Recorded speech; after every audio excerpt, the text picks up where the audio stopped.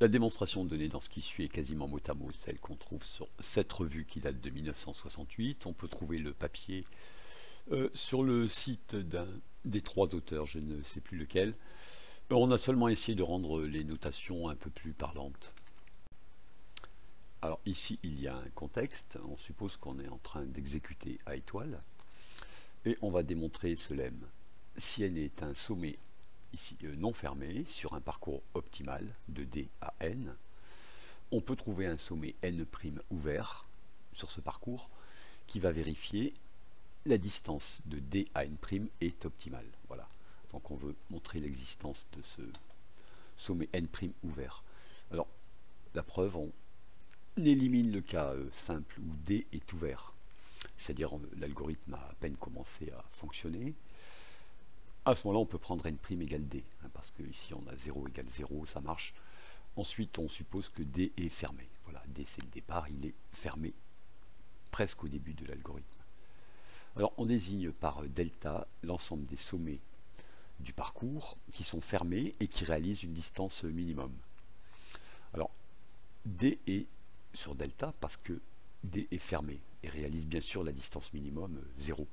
Donc delta n'est pas vide. Et le parcours P, il commence par une suite d'éléments de delta. Alors, on peut représenter voilà, quelques éléments. Ensuite, delta R, le dernier qui est ici, ce n'est pas petit n, parce que delta R est fermé, il est dans delta, et petit n n'est pas fermé, c'est une hypothèse. Donc, ça veut dire qu'ici, il y a de la place pour au moins un sommet, et on désigne par X le premier sommet de P qui n'est pas dans le delta. Alors peut-être que X c'est petit n, on n'en sait rien. On montre qu'on peut prendre n' égale X. Alors X il est sur le parcours P qui est optimal jusqu'à N, donc la distance réalisée de D à X c'est la distance minimum.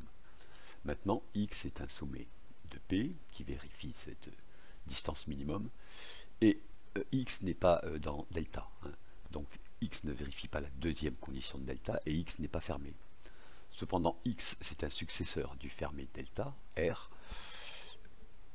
et du coup il a été ouvert ou fermé par A étoile.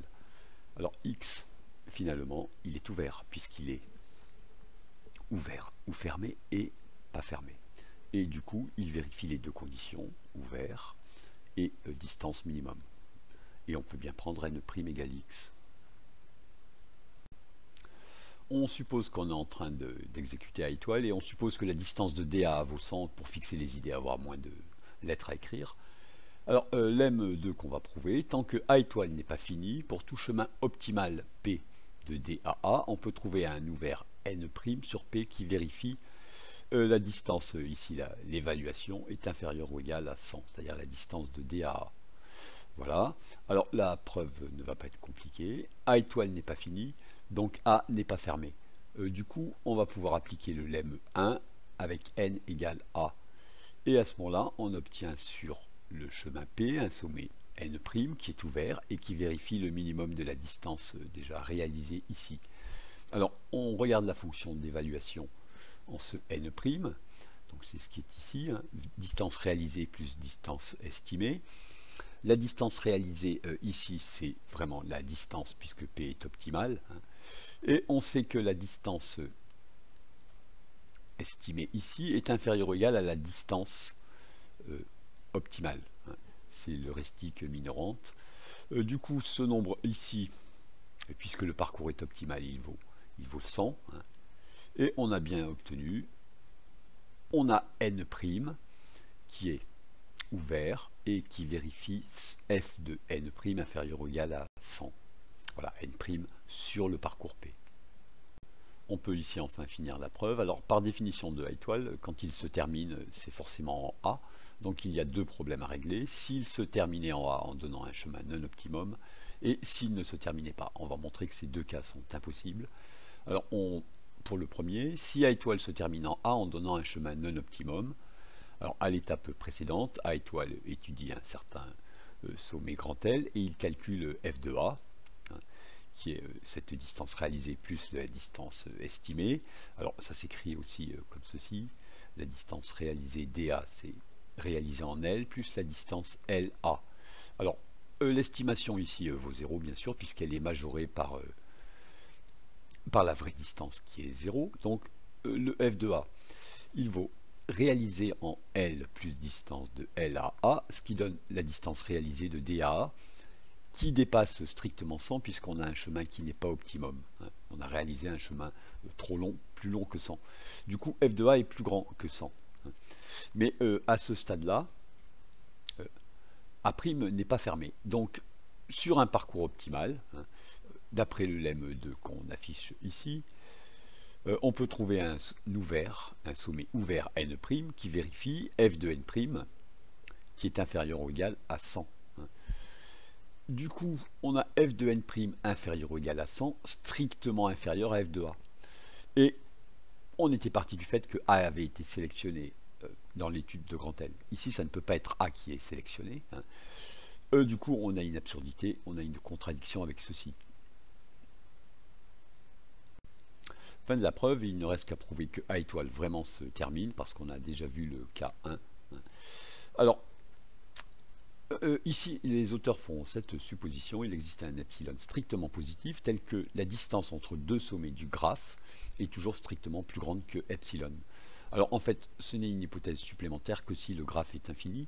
Pourquoi est-ce qu'ils font cette hypothèse? C'est pour éviter ce genre de cas ici, où on aurait des points qui seraient tous situés à la même distance de A, avec ces points étant vraiment de plus en plus proches les uns des autres. Donc l'algorithme, une infinité de points, l'algorithme ici n'arriverait jamais en A, il tournerait comme ça. Voilà pourquoi on suppose ceci. Alors nous on va prendre epsilon égale 2 pour fixer les idées, de même qu'on a pris distance entre D et A qui vaut 100. Alors on va montrer ici que A étoile ne va considérer aucun sommet situé à plus de 100 sur 2 égale 50 étapes de D. Alors on appelle Z l'ensemble des sommets du graphe assez proche de D, c'est-à-dire il existe un chemin de moins de 50 étapes entre D et ce sommet. Pourquoi est-ce que on a cette phrase ici? Parce que si un sommet S est situé en dehors de la zone Z, lorsqu'on regarde la distance réalisée jusqu'à S, elle va dépasser strictement 50 fois 2, parce que la distance minimum est 2, donc à chaque fois on ajoute au moins 2, et le sommet S ne va pas être sélectionné. Du coup, si A tourne sans fin, on voudrait montrer que c'est impossible, ça va être forcément dans Z. Or, ça on ne le prouve pas, c'est bien facile, dans Z il y a un nombre fini, disons grand N de sommets du graphe. Du coup, pour tout sommet grand M situé dans Z, il existe un nombre fini de chemins de D à M, dont toutes les étapes soient dans cette zone grand Z proche du départ. On appelle grand F de M ce nombre de chemins. Ça veut dire que pour un M dans Z, M ne peut être réouvert au maximum que grand F de M fois. Alors ici, on peut préciser que on ne peut pas réouvrir 2 fois grand M avec le même chemin, car on ne réouvre M que si F de M diminue. Alors on appelle maintenant grand L le maximum des grands N nombres, grand F de M. Et ce qui se passe, c'est qu'au bout de N fois L fois 50 étapes au maximum, il n'y a plus aucun chemin à ouvrir ou à réouvrir. Du coup, l'algorithme se termine. La preuve est terminée, je pose une question cruelle. Où est-ce que dans cette preuve on a utilisé le fait que A étoile peut réouvrir des sommets qui sont fermés?